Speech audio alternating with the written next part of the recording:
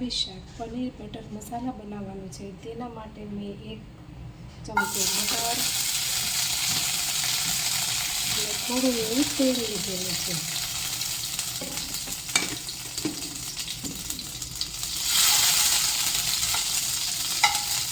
માટે કે બટર બળી ના જાય।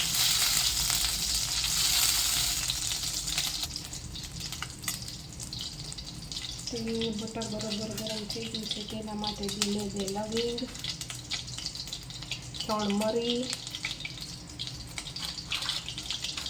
1 તમાલપત્ર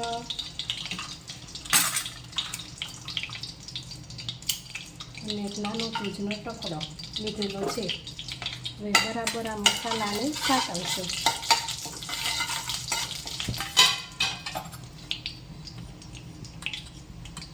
હવે તેમાં 1 ચમચી જીરું,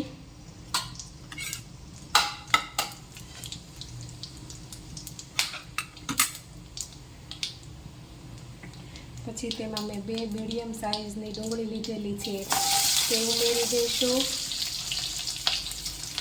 3 ટામેટાં,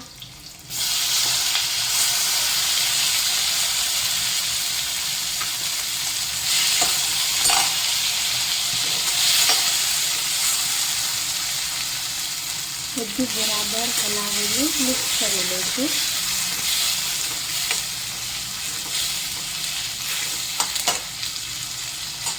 હવે તેને મેથાણાની ડંઠલ લીધેલી છે એ ઉમેરશું। 8 થી 10 લસણની કળી લીધેલી છે એ ઉમેરશું।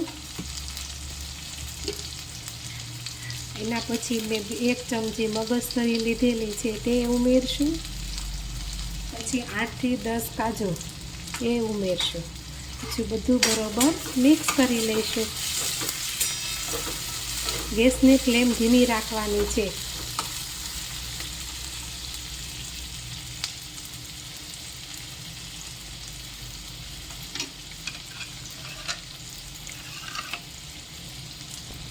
અને થોડું આદું ઉમેરશું। હવે આ રીતે બધું મિક્સ કરી લઈશું।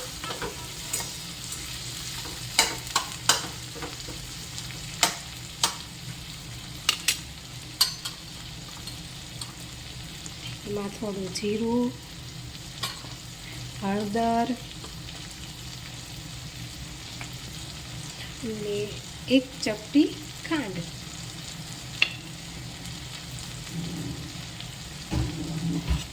બધું સરખું હલાવીને મિક્સ કરી લઈશું।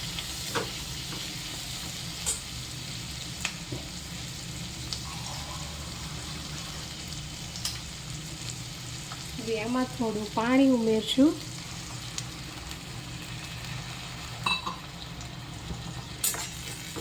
ગેસની ફ્લેમ હાઈ ટુ મીડિયમ રાખવાની છે।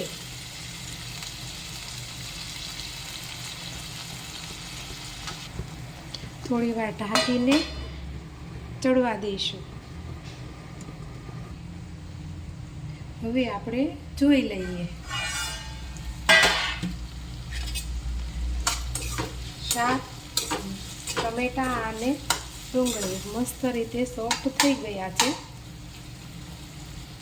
હવે આપણે ગેસ બંધ કરી દઈશું અને આ મિશ્રણને થોડું ઠંડુ થવા દેવાનું છે।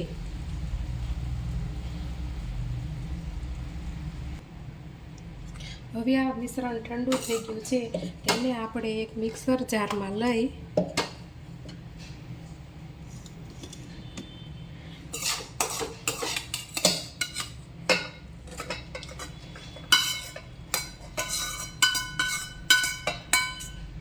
ફાઇન પેસ્ટ તૈયાર કરી લેવાની છે।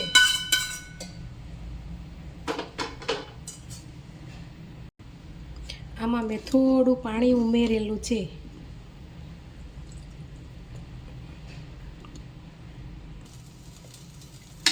હવે આપણી પેસ્ટ બનીને રેડી થઈ ગઈ છે।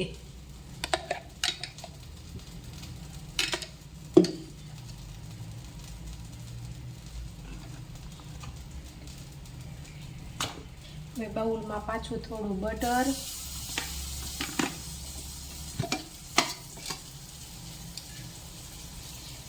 1 ચમચી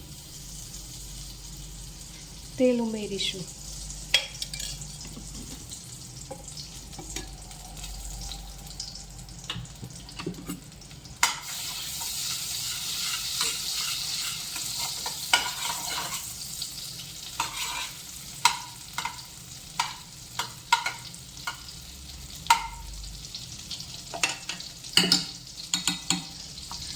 તેલ ગરમ થઈ ગયું છે. હવે આપણે જે પેસ્ટ બનાવી છે એ એડ કરી દઈશું.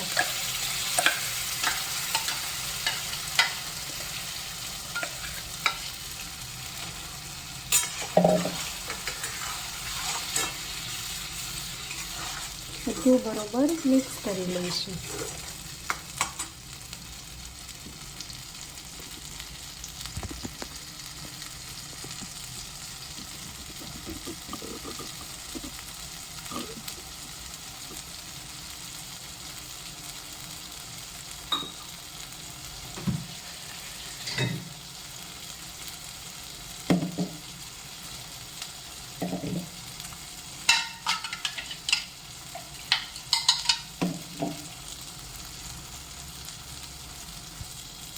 હવે જે મિક્સર ચાલુ હતું એમાં થોડું પાણી ઉમેરીને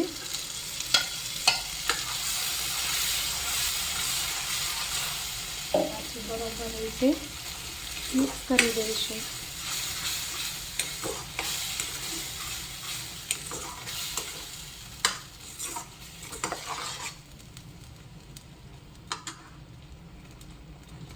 હવે તેમાં 1 ચમચી કાશ્મીરી લાલ મરચું, અડધી ચમચી હળદર, 1 ચમચી ધાણા જીરું પાવડર,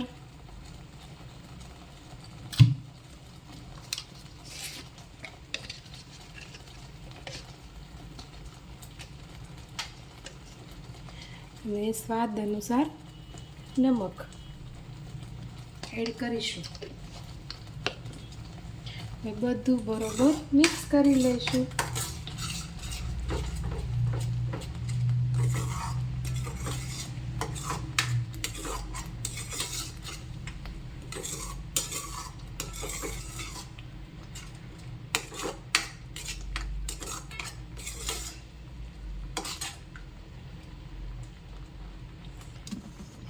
હવે તેલ છૂટું પડે ત્યાં સુધી એને ઢાંકીને ચડવા દઈશું.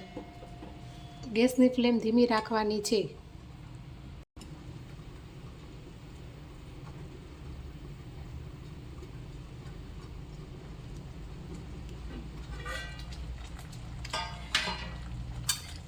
ગ્રેવી સરસ રીતે ચડી ગઈ છે. હવે તેમાં આપણે મેં અહીંયા 100 ગ્રામ પનીર લીધેલું છે તે હવે એડ કરી દઈશું.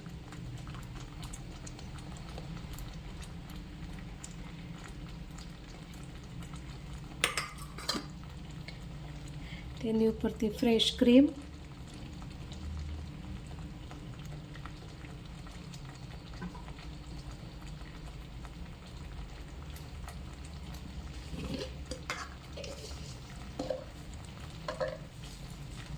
કસૂરી મેથી હાથે હોય મસળીને એડ કરીશું.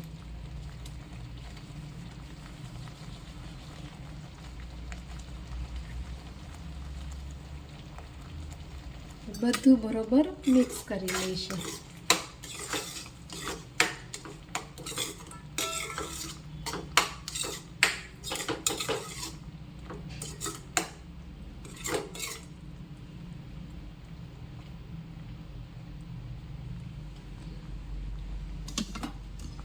તમે જોઈ શકો છો શાકનો કલર પણ ખૂબ જ સરસ આવી ગયેલો છે અને શાક બનીને રેડી થઈ ગયું છે. હવે તેમાં આપણે ફ્રેશ ધાણા ઉમેરી લઈશું. હવે આપણું શાક બનીને રેડી થઈ ગયું છે. હવે ગેસની ફ્લેમ બંધ કરી દઈએ.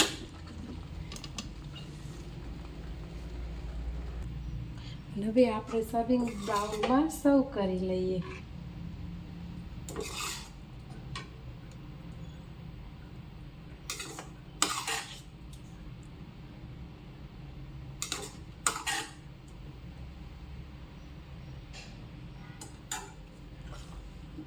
એની ઉપરથી ફ્રેશ ધાણા,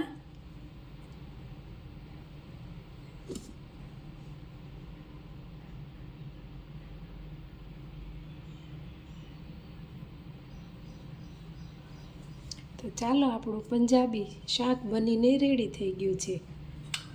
જો તમને મારી આ રેસીપી ગમી હોય તો લાઈક, ફોલો, શેર અને સબસ્ક્રાઈબ કરજો. કોમેન્ટ કરીને પણ કહેજો તમને મારી આ રેસીપી કેવી લાગી.